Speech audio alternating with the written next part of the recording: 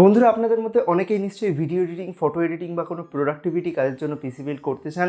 সেক্ষেত্রে আজকের এই ভিডিওটা যদি আপনারা পুরোটা দেখে নেন, আপনারা তৈরি করতে পারবেন আপনাদের যে কোনো বাজেটে best to best video editing PC. এখানে আমি আপনাদের 3টে প্রো টিপস শেয়ার করব, যেগুলো আমি নিজে লক্ষ্য করেছি, নিজে পার্সোনালি এক্সপিরিয়েন্স করেছি, এবং সেগুলো যদি আপনারা শুধরে নেন, আমার ভুলগুলো, আমার ত্রুটিগুলো আপনাদের বলবো, সেগুলো যদি আপনারা প্রপারলি শুধরে নেন, আশা করছি আপনাদের জন্য বেস্ট ভিডিও এডিটিং পিসি আপনারা চুজ করতে পারবেন। সেই জন্য বন্ধুরা, আজকের এই ভিডিওটা আপনারা দেখবেন পুরোটা, কারণ এই ভিডিওটা দেখার পর আপনাদের সমস্ত কনফিউশন দূর হয়ে যাবে। আসসালামু আলাইকুম বন্ধুরা, আমি রাইহান মুস্তাফিজ। তাহলে চলুন আর দেরি না করে ভিডিওটা শুরু করা যাক। বন্ধুরা, আমরা প্রথমে যে টপিকটার ব্যাপারে কথা বলবো সেটা হচ্ছে স্টোরেজকে প্রপারলি অপটিমাইজ করা। কারণ এখানে প্রিমিয়ার প্রো বা যে কোনো ধরনের ভিডিও এডিটিং সফটওয়্যারে স্টোরেজ যদি ফাস্ট টাইপের আমরা চুজ না করি, সেক্ষেত্রে আমরা কখনোই প্রপার ভিডিও এডিটিং পাবো না। সেক্ষেত্রে বর্তমান দিনে যেসব প্রসেসর আপনারা চুজ করেন, সেটা i3 বা i5-এর 10 জেনারেশন, 9 জেনারেশনের যে কোনো প্রসেসর হতে পারে, সেটা i3 এর 9 জেনারেশনের 9100F হতে পারে। সেক্ষেত্রে সেই প্রসেসরটা দিয়েও আপনারা প্রপার 1080p ভিডিও এডিটিং করতে পারবেন। কিন্তু তার জন্য সবচেয়ে জরুরি সেটা হচ্ছে আপনাদের স্টোরেজকে প্রপারলি অপটিমাইজ করা।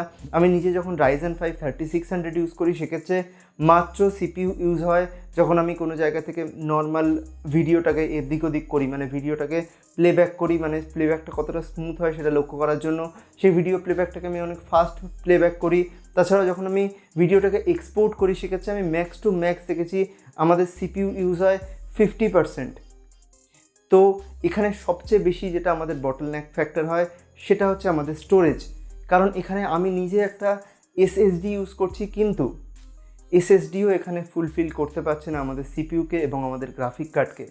সেই জন্য বর্তমান দিনের সবচেয়ে যেটা জরুরি সেটা হচ্ছে আপনারা যদি বাজেট থাকে, সেক্ষেত্রে NVMe M.2 এসএসডি চুজ করুন। এবং আমি আপনাদের সাজেস্ট করবো আপনারা একটু হাই এন্ড মানে 970 ইভো বা এই জাতীয় কোনো NVMe এসএসডি চুজ করুন।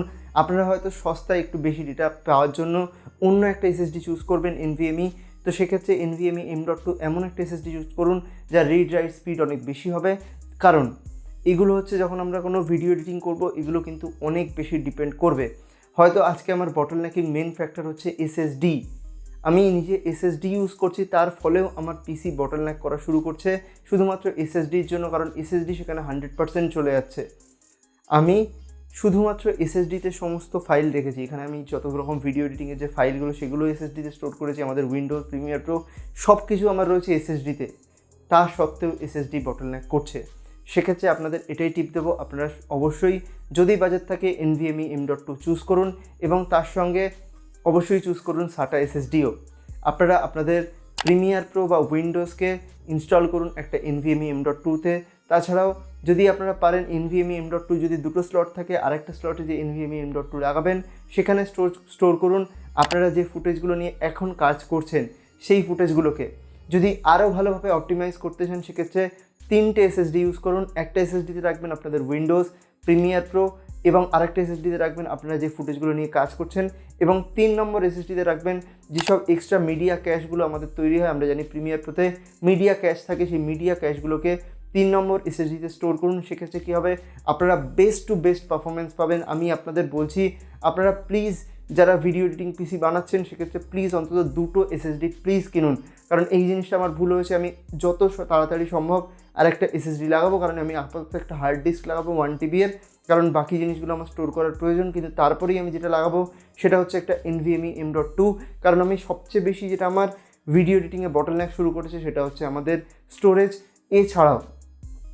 এছাড়াও যদি আপনাদের কেউ বলে 2021-এ যদি আপনারা 1080p, আমি নিজে আমার ভিডিওকে আপনারা চেক করুন এখানে কোয়ালিটিতে, সেখানে দেখাবে 1080p হাইয়েস্ট। আমি নিজে শ্যুট করছি 1080pতে এবং এডিট করছিও 1080pতে। তা সত্ত্বেও আমি আপনাদের এটাই বলবো, যদি 2021 সালে র্যাম চুজ করতে হয় ভিডিও এডিটিংয়ের জন্য, সেক্ষেত্রে মিনিমাম 16GB যদি বাজেট হাই থাকে বা 4K এডিটিংয়ের কথা ভেবেও থাকেন একবারও, সেক্ষেত্রে 32GB ইজ মাস্ট। তবে মিনিমাম হচ্ছে 16GB। 8GB যদি থেকে থাকে সেক্ষেত্রে আপডেট করুন। আমি নিজে আগে 8GBর একটা সিস্টেম ইউজ করতাম। আমার মনে হতো এখানে তো টাস্ক ম্যানেজারে দেখাচ্ছে 8GB ইউজ হচ্ছে না, তার থেকে কম ইউজ হচ্ছে না নয়, ওখানে ইউজ করতে পারছে না। সেক্ষেত্রে ওটা আমাদের র্যামকে বটলনেক করছে। আমাদের এসএসডি আমাদের বটলনেক যেরকমভাবে করে, র্যামও বটলনেক করা শুরু করেছিল। সেক্ষেত্রে আমি দেখেছি যে যদি 16GB আমি র্যাম এখানে চুজ করেছি, সেক্ষেত্রে মোটামুটি 10, 11, 12GB অবধিও ভরে যায়। তো সেক্ষেত্রে আজকের রিকমেন্ডেশন এটাই যে আপনারা অবশ্যই চুজ করুন একটা NVMe M.2 এছাড়াও SATA SSD তো লাগাবেনই, অন্তত দুটো SSD যেন আপনাদের এডিটিং পিসি বিল্ডে থাকে। তাছাড়াও র্যাম যেন মিনিমাম হয় 16 GB যদি 1080p ভিডিও এডিটিং করতে চান। এরপর 2 নম্বর যে টপিকটার ব্যাপারে কথা বলবো সেটা হচ্ছে আমাদের প্রিমিয়ার প্রোকে বা ভিডিও এডিটিং সফটওয়্যারকে অপটিমাইজ করা। এটা শুধুমাত্র তাদের জন্য না যারা নতুন পিসি বিল্ড করছেন, এটা তাদের জন্য যারা পুরনো পিসিতে কোনো প্রিমিয়ার প্রো বা জাতীয় কোনো সফটওয়্যার চালাচ্ছেন। সেক্ষেত্রে আমি আপনাদের এটাই বলবো, আপনারা 2021 যে প্রিমিয়ার প্রোর ভার্সনটা এসছে সেটা অবশ্যই আপডেট করুন। কারণ এখানে আমি লক্ষ্য করেছি যখনই এখানে আমরা প্রিমিয়ার প্রোকে লেটেস্ট ভার্সনে আপডেট করেছি এবং তারপরে যখন প্রিমিয়ার প্রোকে রান করেছি, সেক্ষেত্রে কী হয়েছে, আমাদের গ্রাফিক কার্ডটা প্রপারলি ইউজ করা শুরু করেছে। যখন আমরা ভিডিওটাকে রেন্ডার করি, আমরা ভিডিওটাকে যখন প্লেব্যাক করি, সেক্ষেত্রে আমি দেখেছি যখন আমি ভিডিওটাকে রেন্ডার করতাম আগে, সেক্ষেত্রে যখন আপডেটের আগে, সেক্ষেত্রে কী হতো, আমরা যখন রেন্ডার করার সময় আমাদের সিপি ইউজ হতো মোটামুটি ধরুন 50%-এর কাছাকাছি, 45 to 50%, এবং গ্রাফিক কার্ড ইউজ হতো 20, 25, 30, 35 অবধি। কিন্তু বর্তমানে এই আপডেট আসার পরে আমাদের গ্রাফিক কার্ড প্রায় যেরকম আমরা গেম খেলি, তো সেক্ষেত্রে গেমে দেখবেন 90-95% অবধি গ্রাফিক কার্ড ইউজ হয়, সেরকম টাইপেরই গ্রাফিক কার্ড বেশি ইউজ হওয়া শুরু করেছে এবং সিপি ইউজেজ অনেক কমে গেছে, মাত্র 14-15%-এর কাছাকাছি সিপি ইউজেজ হয়। তো সেক্ষেত্রে আমি আপনাদের রেকমেন্ড করব অবশ্যই যে ভিডিও এডিটিং সফটওয়্যারটা ইউজ করছেন সেটাকে লেটেস্ট ভার্সনে আপডেট করুন, সমস্ত ড্রাইভারকে আপডেট করুন। যদি আপনারা এনভিডিয়ার কোনো গ্রাফিক কার্ড ইউজ করেন, এনভিডিয়ার লেটেস্ট ড্রাইভার ইনস্টল করুন। যদি এএমডির গ্রাফিক কার্ড ইউজ করেন সেটারও লেটেস্ট ভার্সন ইউজ করুন। তাছাড়াও যদি আপনি প্রিমিয়ার প্রো লেটেস্ট ভার্সনে আপডেট করেন, সেখানে যারা এনভিডিয়ার গ্রাফিক কার্ড ইউজ করেন তারা পেয়ে যাবেন এনভিডিয়া NVK সাপোর্ট। তার ফলে কী হবে, এই জিনিসটা কী করবে, আপনারা যখন ভিডিওটাকে এক্সপোর্ট করবেন, বিশেষ করে যদি আপনি ইউজ করেন এনভিডিয়ার কোনো গ্রাফিক কার্ড, সেক্ষেত্রে আপনাদের ভিডিও এডিটিং এক্সপিরিয়েন্স, আপনাদের টাইম ম্যানেজমেন্ট আরও অনেক ফাস্ট হয়ে যাবে। আপনারা যখন রেন্ডার করবেন সেটা অনেক তাড়াতাড়ি রেন্ডার হবে। তো সেক্ষেত্রে মেক শিওর করুন আপনারা যেন লেটেস্ট ভার্সনের প্রিমিয়ার প্রো অবশ্যই ইনস্টল করেন। এবং এর রিগার্ডিং আমাদের থার্ড পয়েন্ট, যেটা হচ্ছে গ্রাফিক কার্ড। বর্তমান সময়ে আপনারা দেখবেন যে সবাই বলে, বা আমিও এটা রেকমেন্ড করতাম পার্সোনালি, যে প্রিমিয়ার প্রো বা যে কোনো ভিডিও এডিটিং সফটওয়্যারের জন্য যদি আপনি ডাভিঞ্চি রিজলভ না চালান, সেক্ষেত্রে নর্মাল প্রিমিয়ার প্রো ইউজ করেন, সেক্ষেত্রে সবচেয়ে বেশি যেটা জরুরি সেটা হচ্ছে আপনাদের সিপিইউ, তারপর হচ্ছে গ্রাফিক কার্ড। কিন্তু গ্রাফিক কার্ডও বর্তমানে যথেষ্ট জরুরি। যদি আপনাদের সিপিইউ একটু কম পাওয়ারফুল হয়, গেমিং পিসি বিল্ড করে থাকেন, সেক্ষেত্রে বর্তমানে ভিডিও এডিটিংয়েও সেটা অনেক হেল্প করবে। কারণ গ্রাফিক পারফরমেন্সও বর্তমানে অনেক ডিপেন্ড করে, বিশেষ করে যখন ভিডিওটাকে আপনারা এক্সপোর্ট করবেন। কারণ আগে এক্সপোর্ট করার সময় অত বেশি ইউজ হতো না আমাদের গ্রাফিক কার্ড, খুব সামান্যই হ্যাঁ হতো, যথেষ্ট আপডেট হয়ে হয়ে হয়ে হয়ে একটু বেশি হতো, কিন্তু ততটা ইউজ হতো না যতটা বর্তমান সময় ইউজ হচ্ছে। আমি দেখি এখানে 90-95% অবধি আমাদের গ্রাফিক কার্ডের ইউজেজ পৌঁছে যায় যখন আমরা ব্যাপারটাকে এক্সপোর্ট করি।